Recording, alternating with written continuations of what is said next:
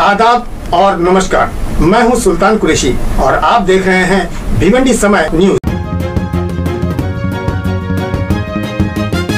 आजाद देश में गुलामी की जंजीरों में बंधे हम लोग कब तक यूं ही जुल्म सितम सहते रहेंगे और मासूम बच्चों के साथ अत्याचार होता रहेगा।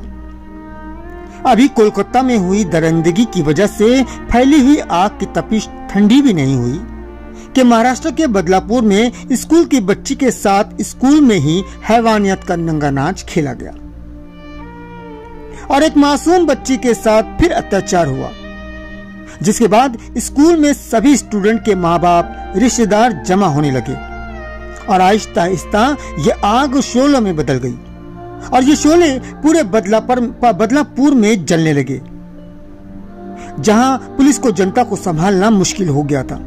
लेकिन मौके की नजाकत को देखते हुए पुलिस को लाठीचार्ज और हवाई फायरिंग भी करना पड़ा।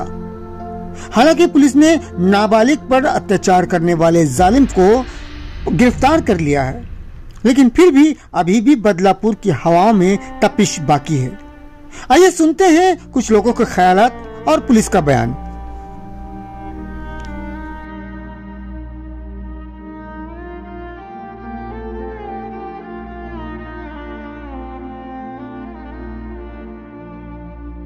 सकाळी आंदोलन अशा प्रकारचं भरकटलं की शाळा राहिली बाजूला आणि रेल्वेमध्ये घुसले।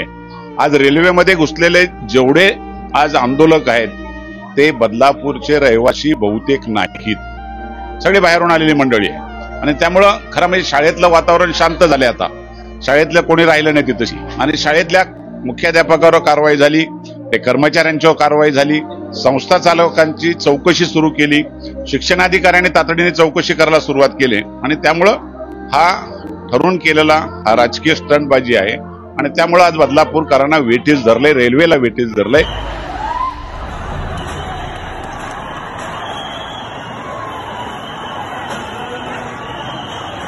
नाही ऐकणार पब्लिक आता पलवलं आई मारा हो हा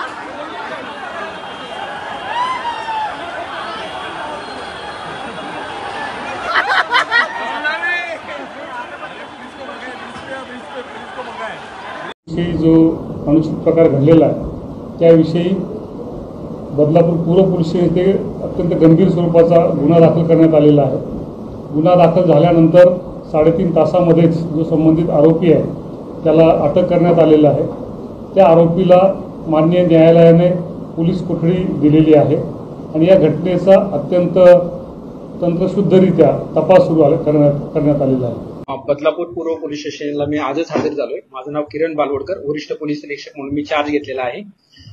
सकाळी आल्याच मी ह्या प्रकरणाची माहिती मिळाली की बदलापूर बंद होणार आहे। तर म्हटलं कारण काय, तर मला असं समजलं की लहान मुलींवरती एका आरोपीने अत्याचार केलेत आणि ती ज्या शाळेत झालेला घटना आहे ती शाळा फार जुनी आणि प्राचीन शाळा आहे, फार सुंदर शाळा आहे तिच्या आणि तिच्यामध्ये हा घटना घडली। तर तिथले जे प्रशासकीय जबाबदार असतील त्यांच्यावरती कारवाई करायला त्यांची मीटिंग घेतली, त्यांना समजून सांगितलं, त्यांच्यावरती कारवाई होत आहे।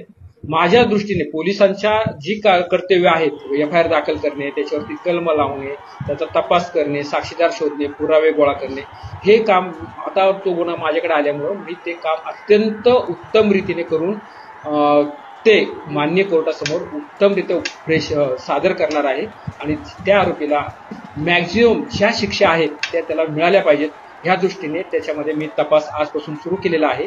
आणि तरी माझी एक विनंती राहील बदलापूरकरांना की उद्या जो बंद आपण करणार आहात तो प्लीज करू नका।